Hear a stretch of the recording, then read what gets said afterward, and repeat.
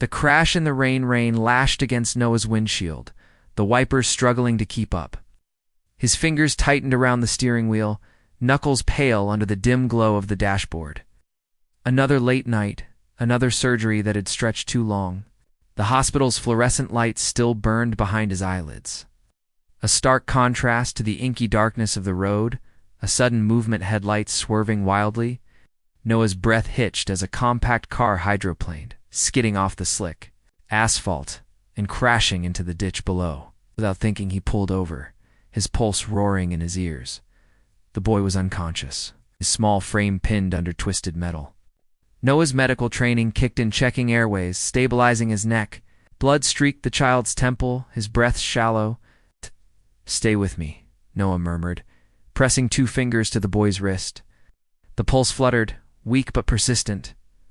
Paramedics arrived too slowly. Noah stayed, shielding the boy from the rain with his own coat, his voice a steady anchor. "You're going to be okay." When the ambulance finally took the child away, Noah stood there, soaked and shaking. A woman, Marie, sprinted toward him, her dark eyes wide with terror. "Is he alive?" Noah said. "They're taking him to St. Mary's." She collapsed against him, her tears warm against his drenched shirt. "Thank you," she whispered over and over. Noah didn't know why he couldn't let go. Noah hadn't slept for 7 nights. The boy's face flickered behind his eyelids, the way his small hands had twitched. The blood smeared across his cheek. Noah had saved lives for a decade, but this one clung to him like a shadow. He'd called the hospital twice, disguised his voice to ask about the car accident kid, and hung up before they could question him. On the 8th day, his phone buzzed during a patient consult. An unknown number. "Dr. Reed." A woman's voice, tentative but familiar. Noah's pen stilled. "Yes, it's Mira Patel, Rohan's mother." A pause. "You saved him." His throat tightened. "How is he? Live because of you?" Her voice softened. He has a piano recital next Friday. His first since the accident." I thought she hesitated. "Would you come?" Noah's grip on the phone turned painful. He never attended events, never mingled. But the image of the boy Rohan flashed again. Where? The community center was nothing like Noah's sterile world. Out folding chairs squeaked, children giggled, and the scent of burnt coffee hung in the air. He lingered near the exit, tugging at his collar. Then Rohan walked on stage. The boy's left arm was in a sling, but his right hand settled on the piano keys with quiet certainty. When he played, the room stilled. The melody was raw, aching, a song about storms and sunlight. Noah's chest ached. Afterward, Mira found him in the crowd. "You came." Noah nodded. "He's incredible. His teacher says he plays like he's healing," Myra murmured. Her fingers brushed Noah's wrist warm. Fleeting. "Stay for coffee." The cafe was cramped, steam curling from their mugs. Mira stirred sugar into hers, her nails chipped, her sleeves frayed at the edges. Noah noticed everything. "Jobs?" he said suddenly. Myra blinked. "How did you?" Your hands calloused palms, a painter's smudge of blue on her thumb. Artist by day, waitress by night. A laugh escaped her. Close. Pottery studio mornings, diner nights. She hesitated. "After my husband died, the medical bills." Noah's stomach twisted. He'd seen this before, families drowning in debt. Rohan's therapy costs, worth every penny. Her voice was steel-wrapped in velvet, their knees bumped under the table. Neither pulled away. Later outside her apartment, Mira hesitated. "You're different than I expected." Noah raised a brow. "The nurses called you the Ice Prince. All scalpel, no smile." She grinned. "But you sat through 12 kids' off-key violin solos tonight." He surprised himself by smiling back. "Blame Rohan's talent." Myra's gaze dropped to his lips. Then away. "Next time, come for dinner." "Rohan's been asking about you." Next time, Noah echoed Dot as he drove away. His hands trembled, not from exhaustion, from something terrifyingly alive. Noah knocked on the Patel's apartment door, a chess set tucked under his arm. Rohan had mentioned loving the game during his last physical therapy session. and Noah, against every instinct to keep his distance, had bought a hand-carved set on his way home from the hospital. The door swung open. Mira stood there, flour dusting her cheek, her hair tied in a loose knot. "You actually came," she said, lips curving. "Promised I would." Noah held up the chessboard. "Is he home? Battling homework?" She stepped aside, her hip brushing his as he passed. The apartment smelled of turmeric and burnt toast, lived in and warm. Rohan's single quote's eyes lit up when he saw the chess set. "No way. This is way cooler than the plastic one at school." Noah sat across from him at the cramped kitchen table, Mira humming as she stirred a pot of chai. For the first time in years, Noah's shoulders relaxed. 3 weeks later, Noah had become a fixture in their lives. Tuesdays were chess with Rohan. Thursdays, Mira left him a plate of food at the diner where she worked the night shift. He'd sit at the counter, pretending not to watch her laugh with regulars. The way her tired eyes still sparkled. One rainy evening, he found her crying in the diner's back alley, her face illuminated by the flickering neon sign. "Mira." "Ah!" She, startled, wiping her cheeks. "Just bills." "Rohan's neck surgery, the landlord." Her voice cracked. "Some days it's too much." Ow.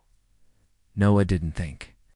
He pulled her into his arms, her forehead pressing against his collarbone. Her body shook, and he held her tighter, his fingers tangling in her hair. "Let me help," he whispered. Myra stiffened.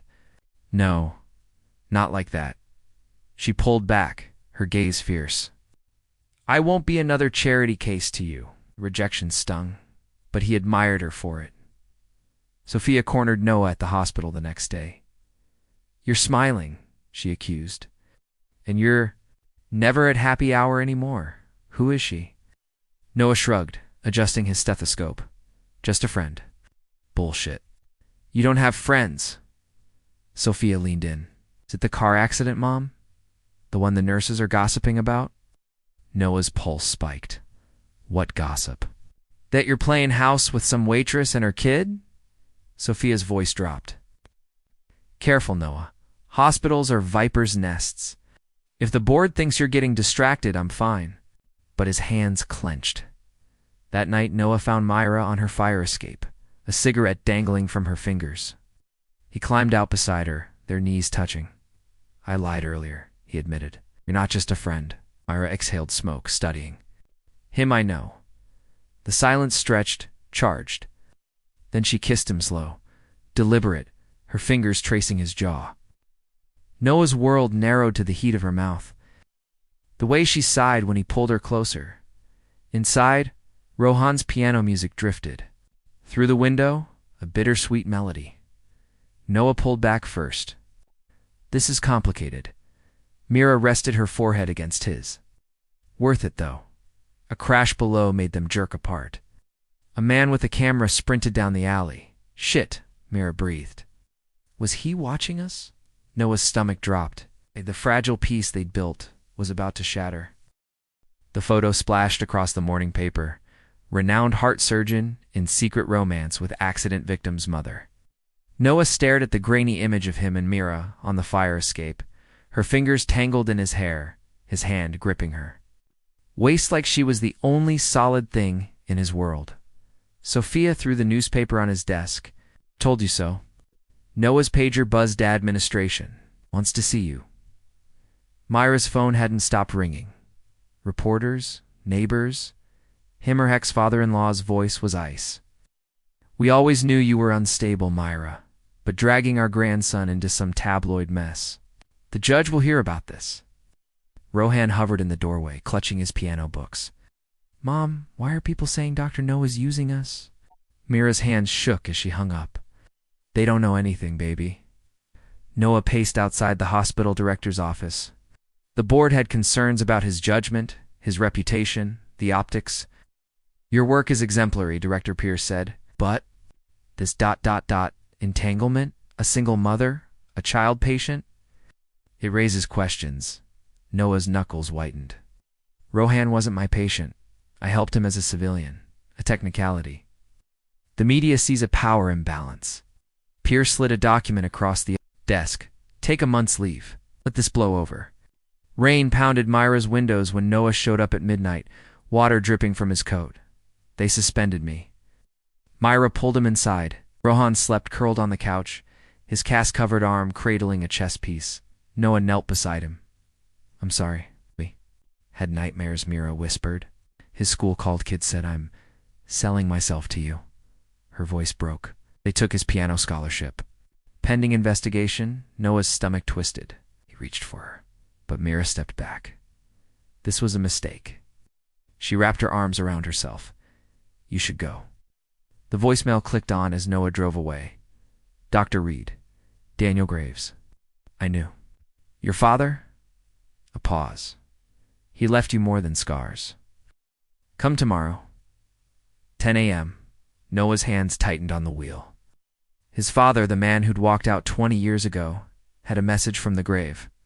And just like that, the storm inside him had a new direction. The Graves estate loomed like a tomb. Noah stood at the iron gates, rain dripping down his neck as he replayed Daniel Graves' message. "I knew your father." The words tasted like old poison. A butler led him through halls lined with modern art, vibrant, chaotic strokes that clashed with the sterile order of Noah's life. Daniel waited in a sunlit conservatory, his wheelchair facing the glass. "You look like him," he said without turning. Same stubborn jaw. Noah's pulse hammered. "Why am I here?" Daniel spun slowly, a file in his lap. "Because your father didn't abandon you. He left to protect you." He tossed the file onto the table. Medical records. A death certificate. Stage 4 glioblastoma. Noah's breath left his body. James knew. "He was dying," Daniel said. "So he made me promise, when you were ready, I'd give you what he saved. A checkbook, a deed, $12.7 million.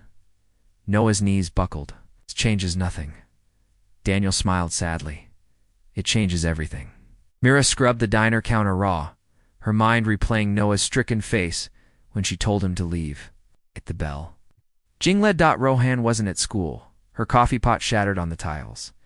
Noah's phone buzzed as he left Graves' estate. Unknown number. A child's whisper. "Dr. Noah. It's Rohan. I need your help. Attic."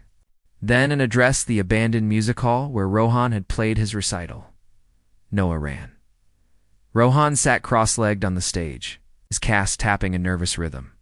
"I looked it up," he said when Noah burst in. "How much my surgeries cost." His chin trembled. "If I win the big piano competition, the prize is $50,000. But I need you to teach me the hard part." Noah's heart cracked open. He crouched to eye level. "Rohan, look at me." "You are not responsible for Mom cries at night," Rohan interrupted. "She thinks I don't hear." He pressed small hands to Noah's chest. "You can fix it. You fix everything." Noah pulled him close, smelling shampoo and fear. "Not this way." Mira found them there, her scream echoing off the rafters. She yanked Rohan into her arms, sobbing into his hair. Never run away. I was helping," Rohan wailed. Noah reached for them both. "Mira, there's something you should know." The trust fund paperwork fluttered on Mira's kitchen table. She stared at it like it might bite. "You're saying we could? Pay off the bills? Get Rohan's scholarship back?" Noah nodded. "But it's not why I'm here." He took her hands, callous against callous. "I love you. Both of you. Not because you need saving, because you saved me." Myra's tears hit their joined hands. "What about the hospital?" Reporters. "Let them talk." Noah kissed her knuckles. "I choose you." Rohan barreled into them, his cast thumping Noah's ribs. "Does this mean you're staying?" Over his head, Noah met Mira's gaze. Her slow smile was sunrise after a long night. "Buddy," Noah murmured. "I'm staying." Epilogue. 3 months later, the Boston Globe headline. Disgraced surgeon funds free clinic for low-income families. Noah adjusted Rohan's tie backstage at the competition. Mira smoothed Noah's lapels, her thumb brushing his scar. "Ready?" Rohan bounced on his toes. "Do I get to call you Dad if I win?" Noah's breath caught. Mira squeezed his hand. Out in the spotlight, Rohan played a new composition, The Silent Heartbeat. a song about second chances, storms, and the quiet moment when you realize you're home.